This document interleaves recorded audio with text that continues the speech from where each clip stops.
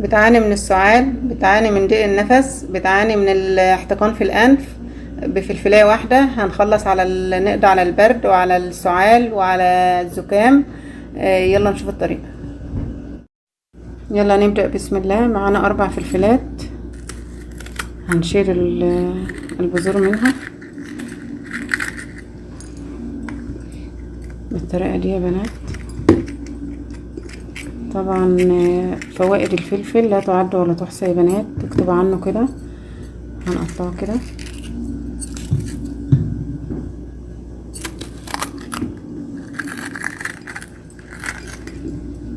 مش عايزين احنا البذور ديت.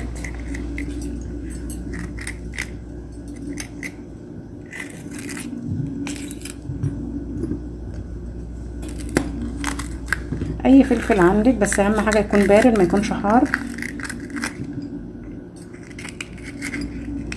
عشان الوصفه دي تنفع للكبار وللصغار يا بنات، يعني ما ينفعش حاجه حراقه كده. شكل الفلفل اهو بعد ما قطعناه. معانا 4 فصوص توم برضه هنقطعهم كده شرايح عليه. يعني التوم مضاد حيوي، واحنا دخل علينا البرد، فنزلات البرد بتبقى كتير يا بنات، فالحاجات دي بتبقى مفيدة وحاجة طبيعية، وصفة مجربة ومفيدة. هطحنه في الكبة وارجع لكم تاني. فرمت التوم مع الفلفل اهو يا بنات، فرم خشن كده مش عايزاه ناعم. هنحطه في الكسرولة.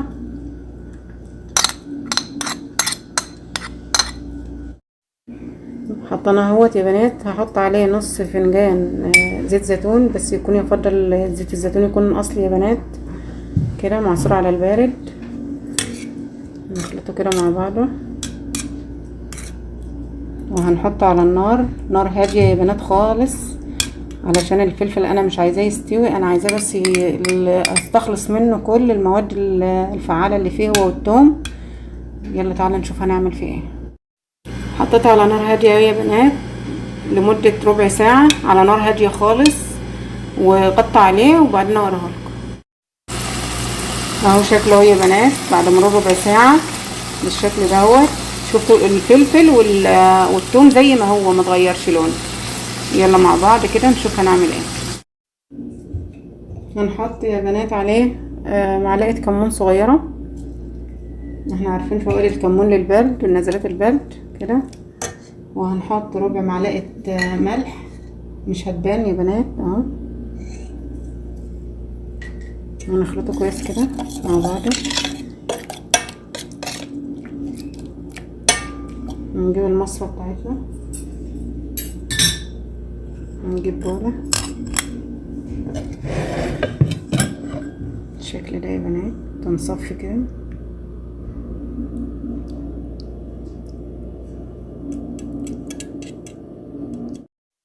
هنصفي كده يا بنات، ناخد كل الزيت منه. ولو قدرتي يعني ما عندكيش اي مشاكل في المعدة، ممكن تاكلي ده، يعني تاخدي منه كده معلقة، بيحوش السعال يا بنات والخشونة اللي في الحلق كده ونزلات البرد تحفة يا بنات. يبقى كده معانا الزيت اهوت. الطريقة دي اهو يا بنات صفناه.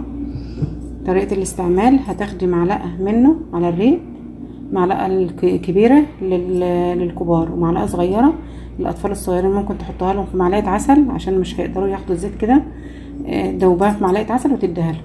والكبير عادي لو عايز يحطها في عسل عادي، مش عايز يبقى خدها معلقة كده على الريق، ومعلقة قبل ما تنامي. بس يعني لما تيجي تنامي ما تشربيش وراها اي حاجة بقى، يعني انت خدت المعلقة وخلاص هتخشي في السرير عشان تعمل طبقة غلافية كده على الزور. وللأطفال برضو يا بنات، الأطفال برضو مرتين في اليوم، مرة بالليل برضو قبل ما يناموا تديها لهم على معلقة عسل وياخدوها كده ان شاء الله، وربنا يجيب الشفاء. بتجيب نتيجة من اول استعمال يا بنات، السعال بيهدى خالص، ونبعد عن الأدوية بقى شوية ونخلينا في الوصفات الطبيعية، حاجة مفيدة وحاجة ما يعني حتى لو ما نفعتش ما بتضرش، فخلينا في مع الوصفات الأعشاب كده والحاجات المفيدة.